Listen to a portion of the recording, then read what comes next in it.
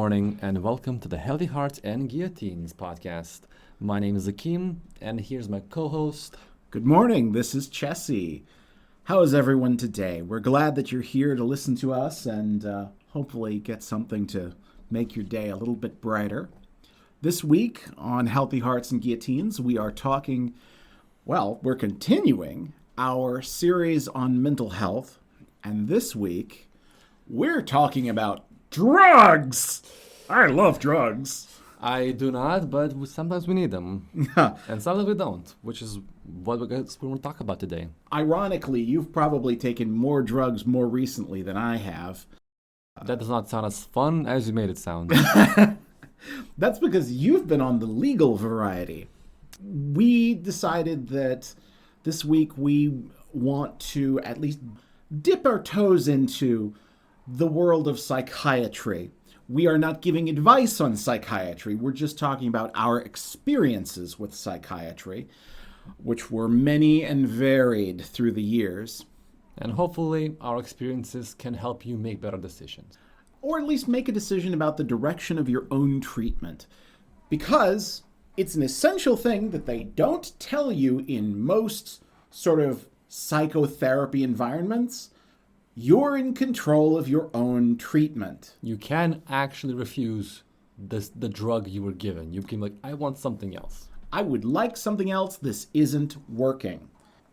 Leaping off from that, drugs and their many ups and downs, and the reason why people start to use drugs.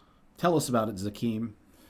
An epidemically common mental health problem people have is the unrealistic expectations of how good they should or deserve to feel. We talked about that last week. Yeah, and it's like a continuation. And where that leads people is a little grim because, I've been in the mental health sphere in hospitals. I visited them and stayed at a couple. It's either suicide or substances. Yeah. And sometimes, of course, those substances substances are made to help someone feel a way they cannot without them. So if you're feeling suicidal, some will help you feel not suicidal. Although they may occasionally just make you not feel anything. That is called side effects. And yes, that is entirely true. I mean, is that even a side effect? I know that the purpose of diagnosing or the purpose of prescribing certain medications is just to make someone feel nothing because the alternative is worse. Which is why when people get diagnosed with depression or anxiety, insomnia, they're introduced to the entire new genre of drugs, the legal ones, pharmaceuticals. The upside is that they're illegal and there's only a little stigma to their use, the opposite of illegal ones, though their price is sometimes very similar. The prices can be similar, and in some cases, give me the illegal ones, because, oh my God, they turn out to be cheaper.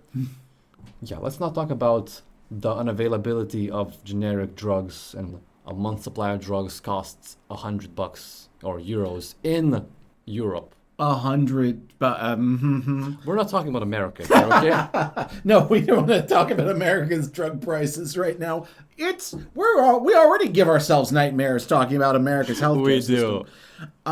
Right. So, despite pharmaceuticals trying to be the safe option, the legal one, hard to overdose, ostensibly, you can still do it, but it's less accidental, more intentional. People have tried to commit suicide with these drugs. It just takes a lot more of them. Mm-hmm.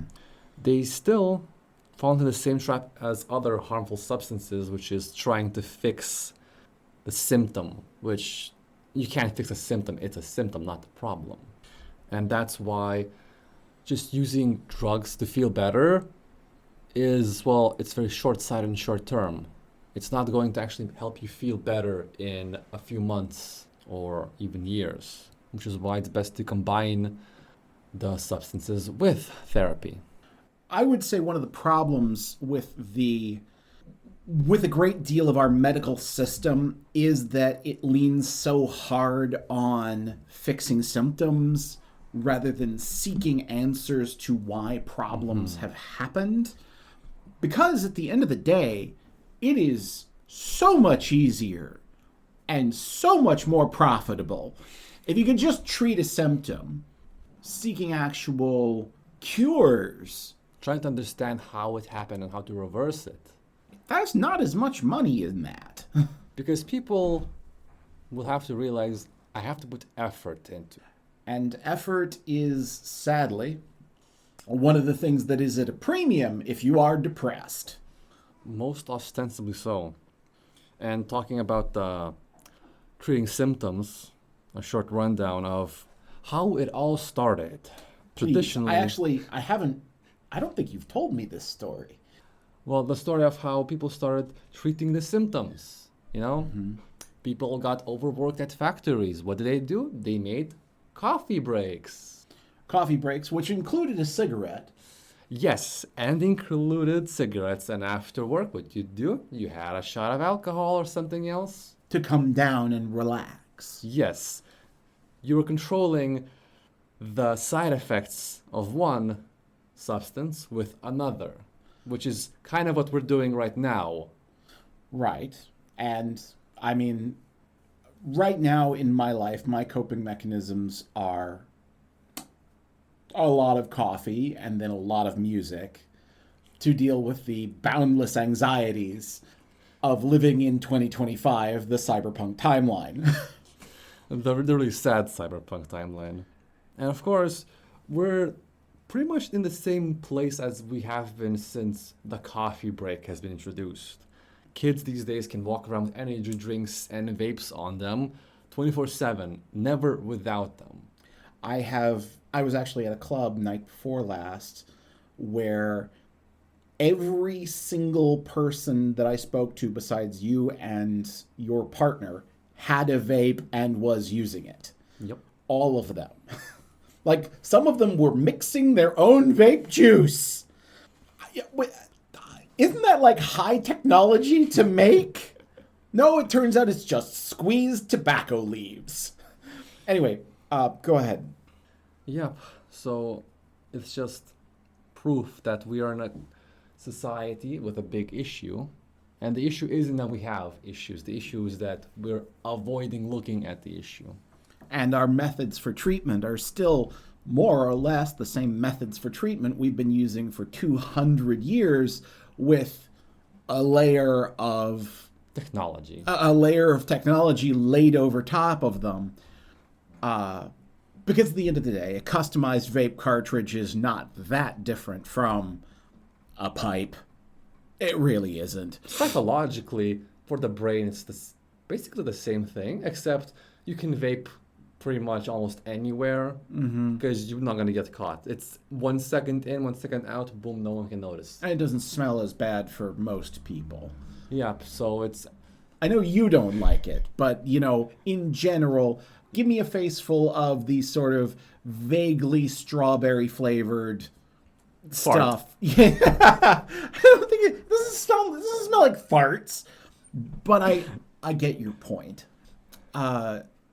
So right now we are in the stage where we are just trying to treat the central cause of most of our problems by going after each of the symptoms. And the reason we find ourselves addicted to so many things and so hopeless and alienated and using drugs to make ourselves not feel that way is because the thing that is making us feel hopeless and alienated is the same thing providing our drugs. Oh, yeah. I'm going to just trot this out here. Go ahead. Capitalism was the villain. Capitalism was the villain.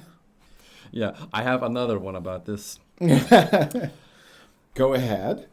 Recreational substances do not have the adjacent message of please get therapy in addition to taking me, even though the pharmaceutical ones might have it. That doesn't really prevent the people from taking these legal substances to not get therapy anyway, because To avoid therapy. Because in Europe, a month's course of medication is the same price as one single session of therapy. Jesus. Yeah, therapy is quite expensive. That's wild. It didn't occur to me that that was the case, but when you say it out loud, considering what I know about medication prices, yeah, that makes sense. And another issue, which makes it a closed loop and very beneficial to people making said pharmaceuticals, is if you can only afford the treatment for the symptom and not the actual long-term treatment, you're stuck with a short-term one. So the short-term treatment becomes the long-term treatment. Well, not only becomes it, just you're stuck with the short-term forever. It's the treatment. It's the one you've got because you don't have enough money. Yeah, and of course, if you're depressed and you take antidepressants, you can still work, but not enough to actually usually afford long-term treatment. If you're anxious, you have less panic attacks, but not enough to make progress.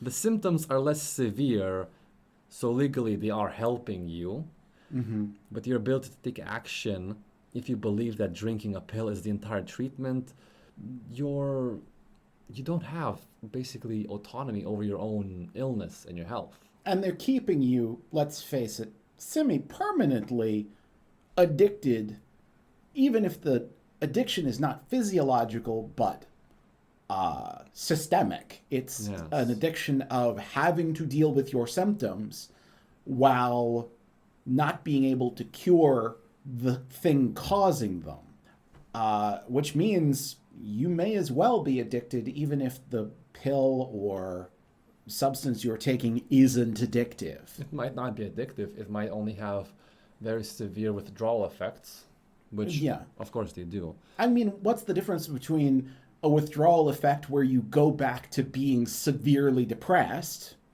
and a physiological withdrawal effect where the drug has an effect on your brain when you stop taking it?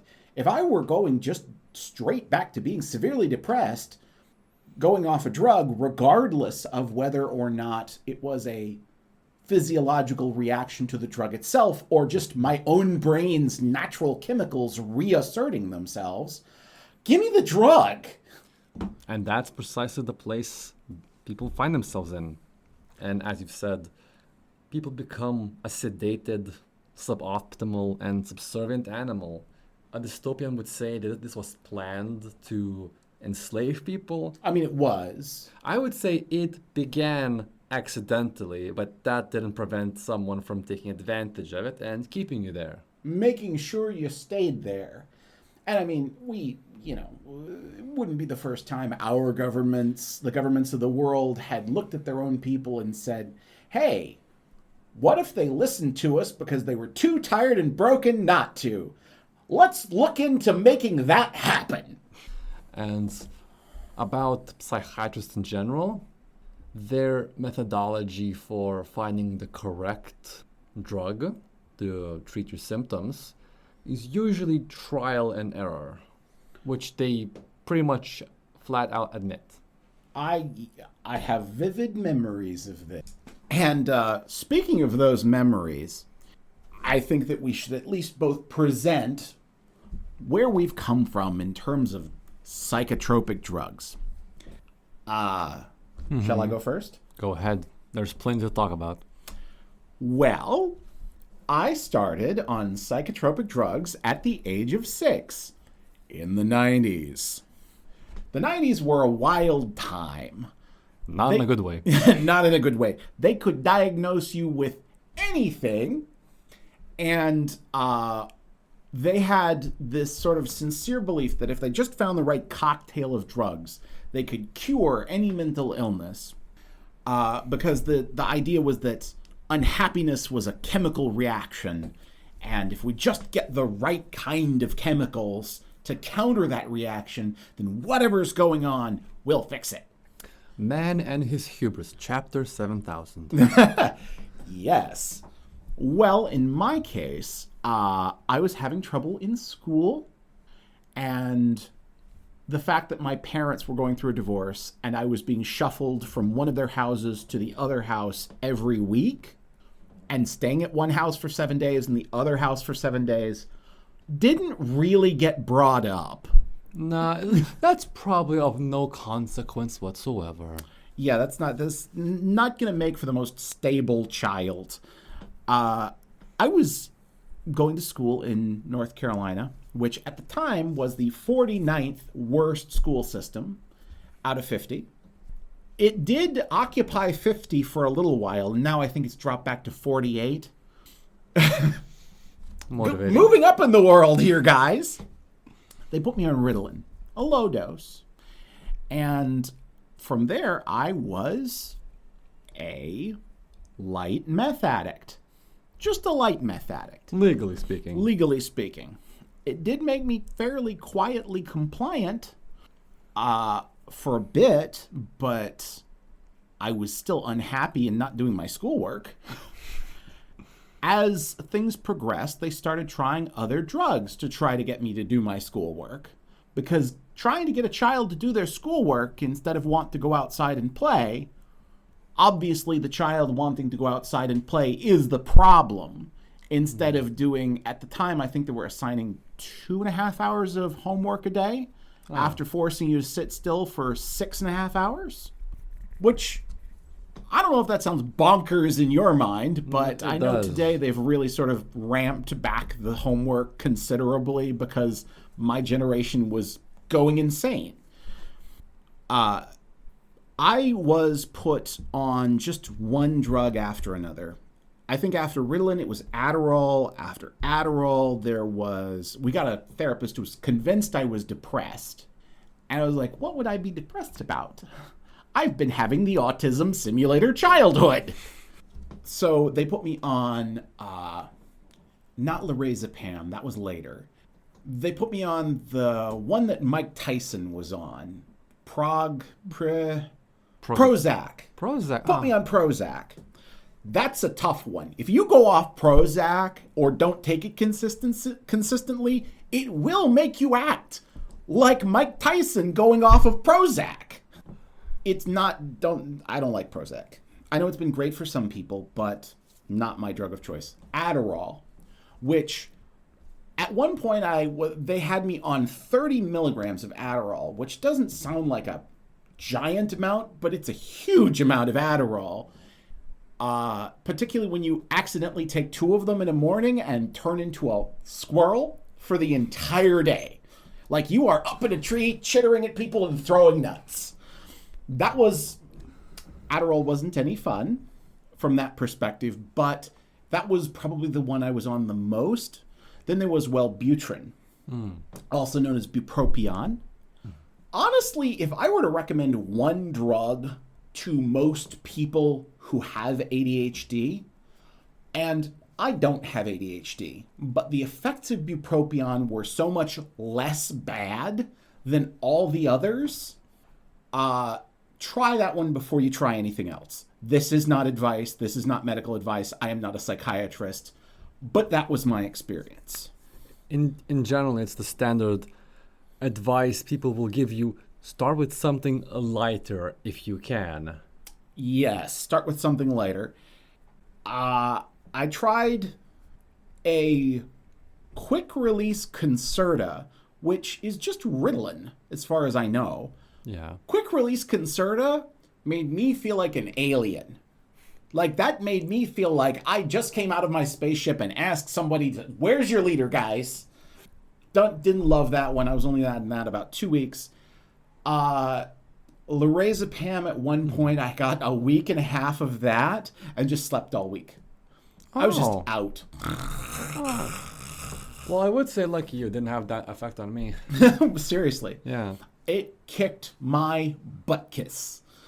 And let's see, there was lorazepam, clonidine. That was for heart murmur, which I developed because they had put me on I think it was a mixture of bupropion and Adderall, the two together. At that point, not having a heart murmur would have been the concern. Would have been shocking. It's like, your body is not falling apart. Oh, no. That was the Adderall and the Remeron combined. They put me on Remeron, which I've talked about in a previous episode. Horse tranquilizer, just have a nap.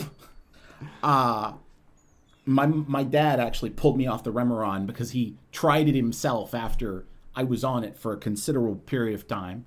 And then he was just... He was gone. He was gone. And my old man was a carpenter by trade. Oh, hell yeah. And he was working a job where he had to be on a rooftop. And then this horse tranquilizer just put him out completely. And he yanked me off of that one. I'm trying to think. There were at least 4 or 5 others. And then when I hit 16 years old and could finally make a few of my own decisions because I was big enough, I said, okay, I am not doing this carousel of drugs anymore. I'm done with this. And suddenly, I wasn't depressed anymore. Suddenly, if I set my mind to something, I was able to accomplish it. It turns out I don't have ADHD or depression. You had terrible family circumstances. I had bad family circumstances. Yeah, that's it. When I was 16, I had the first set of genuinely good friends I'd ever had. I was no longer being tossed back and forth between my parents' houses. I had made friends online for the first time that were very kind to me and supportive. I had actually a pretty good therapist who, I haven't spoken to her in many years, but she at least listened. That having been the case, suddenly I didn't have mental illness. What were your... okay, I'm going to preface this by saying there's a second section to this, which covers the illegal stuff that I have done, and oh boy, we're getting on that train in about 10 years. Let's hear about yours. My sad stories. Well, the saddest part about it is I don't remember all the names because it was an actual carousel. Sometimes it was 2 weeks on one, then, okay, it didn't work, 2 weeks on this one. And even though psychiatrists themselves say you should give at least a month or 2 for the effects to actually emerge. When did you start on psychotropic drugs? I do believe it was out of high school. Like straight out of high school? Not straight out of high school, like half a year afterwards. Okay. Again, terrible life circumstances causing depression. Who would have thunk it? Where would we ever have believed that could happen? Yeah, just take someone's freedom away from them. They're going to be depressed. Wow. Mm-hmm. I think you need some medicine. I assume that was because you went into the military. Yep. Yeah, which, I mean, my man, I love you. I cannot picture a universe where you are happy in the military. Well, as far as I've seen, not a lot of us were. Okay. So, what was the first one? The first one was something nice and basic like mirtazapine, which of course, I mean, that just makes you fart a lot and not able to think clearly. I didn't feel the first one. That second one, definitely. And that's where it all started. I had repressed, the bad memories because too difficult to deal with. Yeah. And when you start getting on these drugs that will make you feel less, it makes it that much easier to repress all the bad things you feel. Mirtazapine? Mirtazapine. I'm going to have to look that up. And maybe that's not the one that makes you fart. It's going to bother me until I remember which one that is. Well, believe me, that side effect would have been the least of my issues. I had some that literally forced me to have the perfect diet. And I mean perfect. Probiotics, fiber, protein, basically no sugar, only for my digestive tract to function normally. Right. And that's not like saying, hey, take this one and you'll have to get your diet in order. Because, no, you can just let your body build up of toxins and get sent to the hospital. Right, so it's a keep your diet perfect or else. Or else, yes. Uh-huh. And you did mention lorazepam. Lorazepam, yeah. Yeah, lorazepam. I've had that one for years. And of course I had to keep upping the dose eventually. And then I realized it's not helping anymore. It's not doing anything. It's not doing anything. Doctors would prescribe me on generic versions of Xanax for sleep. And then, of course, they say, well, it's a little bit addictive. You shouldn't be on it. And Like, guys, Why- why- you prescribed it. you prescribed it to me. Why did you even prescribe it to me in the first place? Okay. That being... And there was one more, because most of my issues were sleep related. And still seem to be. Pretty much, yes. And as we mentioned, horse tranquilizer. I had the exact same phrase told to me by this less than empathetic psychiatrist. Psychiatrist is like, all right, you're too much of a problem. Here, this shit will knock you on your ass. Basically what they said. They said, this will make a horse sleep. And my issue was... This is what we give the horses with broken legs. A gunshot wound to the head would have probably been more merciful. I felt drugged non-stop. Not like, funny or just like low energy. I had to hold on to everything so I would not fall over. That's how I felt with the Remeron. Yes, it's like literally. But I did not sleep better. Now I'm bit. I just could not walk properly. If you've seen people who need to be in wheelchairs because they can't walk, that was basically me, except I did not have a wheelchair. No. And I mean, like, at the point you're no longer able to live your life, being alive, even, if a drug strips you of the ability to live your life, it's not helping. Obviously not. Okay. And last one. There was one more? Last one, drug interactions, because sometimes... Oh, I love drug interactions. You got such interesting visions from drug interactions. Have you heard of this serotonin syndrome? Serotonin syndrome. Yep, I have a friend who made the great decision to take a massive dose of psilocybin and his SSRIs together. Don't do that, kiddies. Also, don't mix different SSRIs. Yeah, the 2 or 3 of them together that's a bad mix. Yet, that was what I got. And when I started feeling the side effects, I was thinking, well, maybe it's just something else. And maybe I have a cold this week. Except I feel only misery and no positive emotions can penetrate this skull. And my...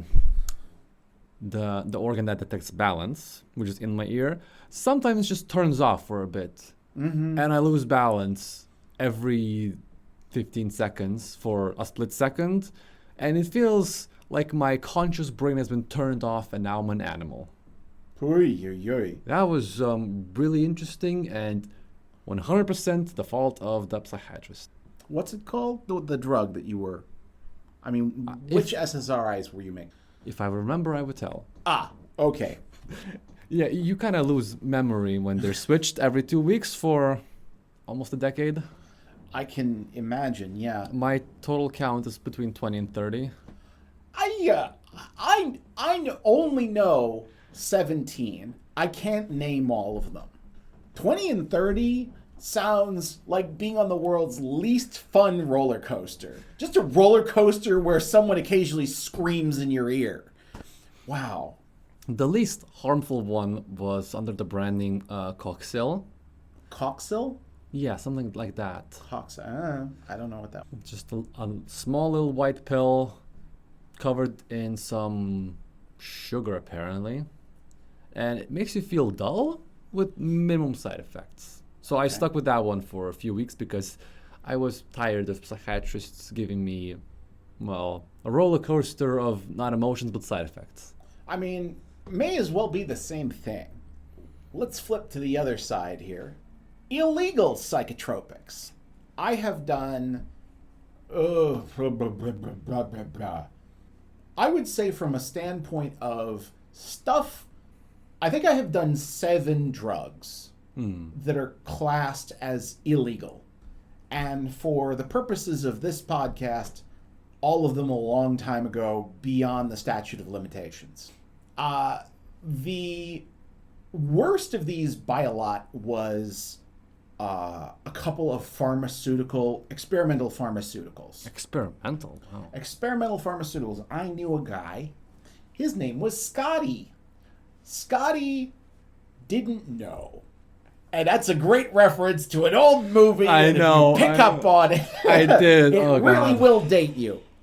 Scotty had rich parents and too much money and loved the idea of slumming it with a couple of authentically poor hippie kids, which was me and my partner. The zoo for rich kids.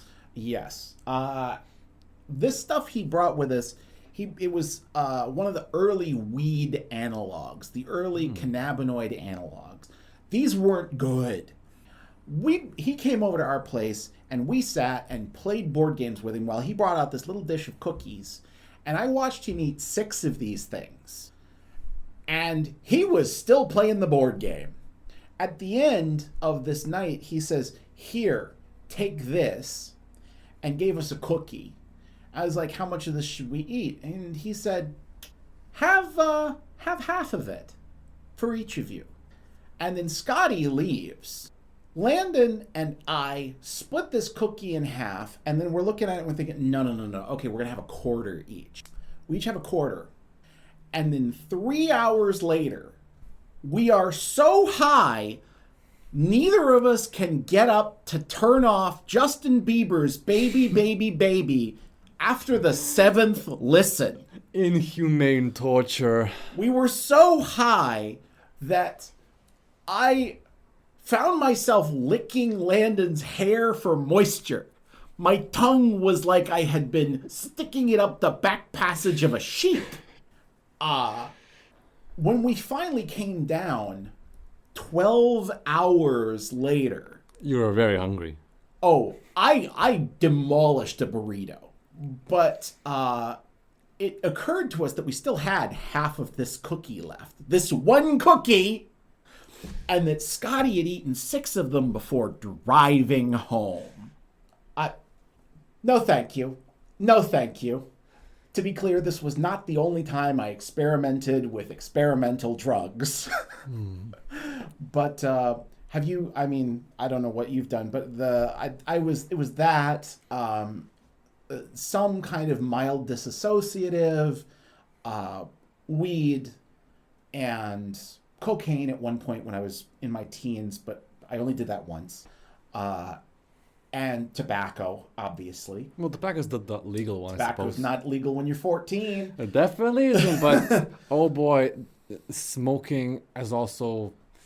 Underage smoking is still prevalent in Lithuania as well. I've had 14-year-old classmates smoking and running away from police. So it was it was at least fun to watch them through the window running from the police. Run! Run! You got this! There's not 27 more cops around the corner! But we don't have that many cops, so they're lucky for that. That's true. We had like 2 in a cop car, and if they're too lazy, they're just not going to run. Conceivably, you might get away from the cops here. Yeah. Versus the U.S., where they'll just call out the whole SWAT team. Who's got a cigarette? Kill him! Oh boy, that would do wonders for the smoking. But another question would be, would you say there's some similarities between the pharmaceutical drugs that were supposed to help you and the illegal ones? So, far and away, the best illegal drug I have taken is magic mushrooms. I won't say that is a drug that everybody ought to try, but it is a drug that altered my life positively to such a degree that I took him close to 150 times. From the time that I took my first hit of magic mushrooms. Psilocybin. Yeah, specifically psilocybin. And I take 3.5 grams to 4 grams. From the time I took my first hit, I finished writing a book, learned woodworking, learned sharpening, learned calligraphy, improved the relationship with both my father and mother, quit the worst job I've ever had, opened my own business and made it successful, and then moved to Lithuania to escape fascism. That was over the span of 5 years. Quite a few radical changes. Yeah. Perhaps starting at the age of 35. So not at the most opportune time for change, but still quite... But going from first hit this is my experience to everything that happened in the next 5 years. What it does is make you feel normal. That was the thing that was amazing to me about magic mushrooms, is I would take it, I'd have my trip, I'd have some big revelation about my life or something like that. But then for like 2 weeks afterwards, I wasn't scared of anything. And not scared in a stupid way. I'm not playing in traffic. Yeah, that'd be problematic. You would probably not survive this long then. But not afraid to take risks, which previously I would have said to myself, oh, you're not able to accomplish those things because you're too... I internalized a lot of the lies other people had told me about myself, which is, oh, you're too scattered. Why can't you do your schoolwork? Why don't you obey me? Yeah. I'd internalized a lot of that stuff. Yeah. And mushrooms showed me the gaping span of the universe and my place in it. And all that schoolwork crap suddenly seems kind of irrelevant if I am not going to try to live this life. Why do I have it? It helps you to, let's say, disassociate from the unhelpful programming you were given. Exactly. And that's genuinely what it does, what it did for me. It's perhaps why there is now test trials to use psilocybin for psychotherapy. Yeah. And I don't think everybody ought to try it, but honest to God, it worked for me. Well, as much as I would like to continue on this particular topic, and we might in the future here, we are coming to the end of our time for this week. We'd like to bring up 5 things that you can add to your wellness plan, wellness journal, or your schedule for the week that might just help add a little more color or flavor, might give you a sense that things are going to be okay. And number 1, my favorite, which I have not said before, it is have a nap or a lay down. It is wonderful and wonderfully simple. I do love a nap. A nap is good. And honest to God, everybody ought to have a kindergarten nap every day. I don't know if you had kindergarten in Lithuania. We did. It's just the kind of nap where you're just feeling fussy and you go and lay down for like 45 minutes with the lights out. It doesn't matter if you sleep. No, it does not. You just got to lay down. And the fact that we abandon this when we get out of kindergarten feels like kind of a lame thing. Everybody needs that nap. It feels like a terrible plot hole in some otherwise great book. Because I've slept off or laid off some terrible things that I couldn't control. Like some bad stuff just happens. I can't do anything about it, but I feel terrible. And therapy is not for another week. Mm-hmm. So I lay down, I let my thoughts go, and an hour later, I'm good. Yeah. Honest to God, if everybody had an hour each day that they could look forward to not having anything to do, it might improve the world measurably. I'm not saying world peace, but who knows? Maybe we should try it and find out. I agree. Second on our list here, check into the free psychology that might be available in your area. I don't just mean psychologists, I mean psychology. There are probably student psychologists who are looking to pick up hours. There are likely to be support groups. There are hotlines in almost every state that you can call. There are also warm lines in almost every state. A warm line is just a place, if you need someone to talk to, that you can call up and talk. We definitely have those for various groups of people here in Lithuania. And there might just be one that is very general in your area. Another thing you might consider, as we've been talking about in this podcast, you might be in a bad environment for your mental health. Doesn't matter if it's your work, your home, your family. Perhaps some time away from them in a safe space where you can still be productive is a good option. And of course, safe, productive, free, that just spells library. I do love a library. Just libraries in general make me happy. And lots of the libraries now have just working spaces where you can go in and everything is quiet. Everything's quiet. The computer's free, the internet's free. And we have actually one giant library in Lithuania that is just perfectly ventilated, all clean, all orderly. It really feels like home in there. And the air conditioning in this place is top shelf. So, the fourth thing we recommend that you maybe just consider doing with your week, go to a part of the city you've never been to before and walk around a little bit. Engage your mind, engage your curiosity by a bit of light travel. And you don't have to travel out of a country or out of a city to do this. Yeah, just think about it. Have you been to every single street in your city? You've probably taken the same route, but going a little bit left, a little bit right, probably not going to make your journey too long, but you might look at something new. You might find something, a new shop, a new bakery, a new small business. It's a thing I love about Lithuania is I can just go out the door and walk to the left, walk to the right. People are entrepreneurial wherever you go. There will always be something you've never seen before if you are in a city and frequently in a town. And the last one, number 5, is people really love animals these days. I mean, we've loved animals for a long time. This isn't new. This is new. But animals can really bring your mental health up, even if it's just for a short term. That's why lots of people like cats and dogs. But let's say you don't have one, but maybe just having a little bit of time looking at them.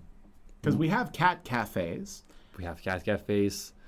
I think there wasn't there a bunny cafe at one point? I would love to go to that one. I would love a bunny cafe. But definitely, if you like animals, go and spend some time with animals. Doesn't really matter if it's a zoo, if it's a friend who has 3 dogs, we have one, or if you're just trying to feed ducks and crows.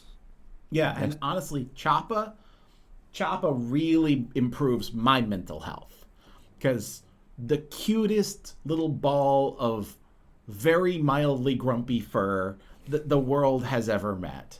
Yeah, Choppa is my little wonderful Maltese dog. It's just, Choppa is such a sweet. Well, ladies and gentlemen, I want to thank you again for taking some time this week to tune in, and hopefully we brought you a little bit of light. Next week we are going to be talking about, and also before the end here, I want to go ahead and plug my compatriots' very fine business. Zakim has opened his consulting business. It is DA Life. And you can find him at... Thank you again for tuning in. And this is Chessie signing off. And this is Zakim. Thank you for the plug. Signing out. Mm-hmm.